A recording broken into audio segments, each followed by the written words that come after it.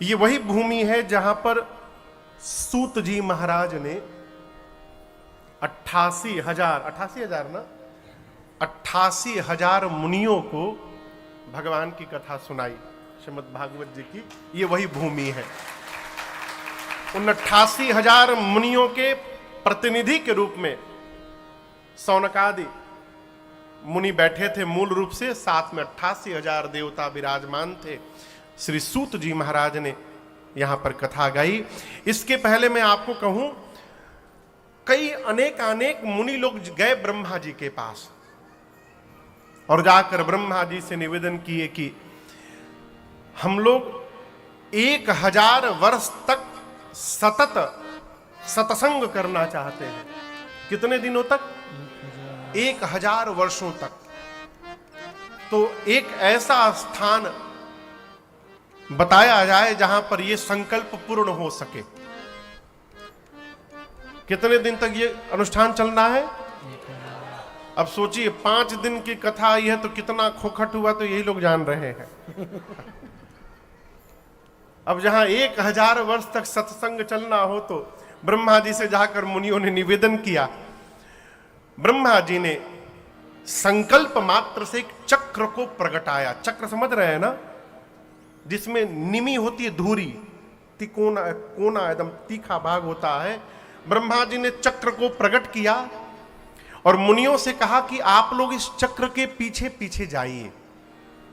जहां पर इस चक्र की निमी गिरेगी वो अति पवित्र स्थान होगा, वहीं पर ये सत्संग आप पूर्ण करेंगे।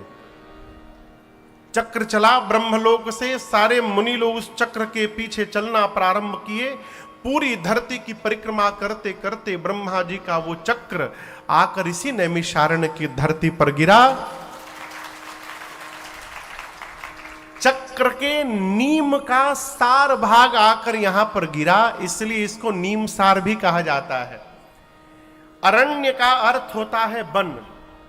चक्र का निमि आकर के इस अरण्य में गिरा, इसलिए इसका नाम है नैमिषारण्य। इस स्थान के बगल में ही वो स्थान भी है चक्र तीर्थ। यहां के लोग तो जानते ही होंगे, जो बाहर से आए हैं, समय निकाल करके अवश्य वहां पर दर्शन करिएगा। वहां स्नान की बड़ी महिमा है। आप जाइएगा ना तो आपको एक चक्र जैसा ही स्थान दिखाई पड़ेगा। कहते हैं कि वो चक्र इतने तीव्र गति से नीचे जा रहा था तो मां ललिता देवी का मंदिर है, शक्ति पीठ है यह स्थान मां ललिता का। कहते मैया का हृदय यहां पर आकर के गिरा था, तो मां ललिता की कृपा से वो चक्र स्थिर हुआ और जहां गिरा वो धूरी गिरी, वहां से जल प्रकट हुआ। वही जल आज भी इस कुंड में है। समय मिले तो इस स्थान में जाकर के स्नान करिएगा। यहां पर हनुमानगढ़ी भी है। हनुमान जी महाराज के कंधे पर श्री राम लक्ष्मण जी विराजमान है। संतों के मुख से मैंने सुना है मूल रूप से 3 हनुमानगढ़ी है और तीनों स्थान पर श्री हनुमान जी महाराज 3 विशेष स्वरूप में है।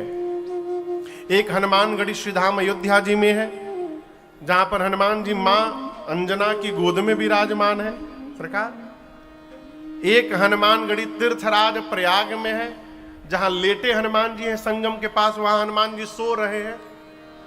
और एक हनुमानगढ़ यहां पर है जहां हनुमान जी विराट स्वरूप में खड़े हैं। तो एक जगह बैठे हैं, एक जगह लेटे हैं और एक जगह हनुमान जी खड़े हैं। तो हनुमान जी भी बगल में ही है यहां पर, उनका भी अवश्य दर्शन करिएगा। हाँ, खड़े हैं ना, हम बैठल बोले हैं का? खड़े बोले, खड़े हैं हनुमान जी, खड़े हैं। उनके कंधे पर श्री राम लक्ष्मण जी विराजमान है।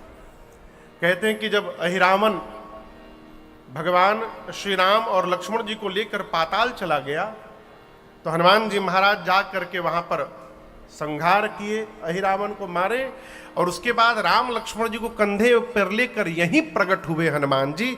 इसलिए इस मान्यता है इस स्थान की। दर्शन करिएगा, ये नैमिषारण्य तीर्थ क्षेत्र के प्रमुख दर्शनीय स्थल है। इसके अलावा तो बहुत सारे स्थान हैं, जितना समय मिले अवश्य दर्शन करिएगा।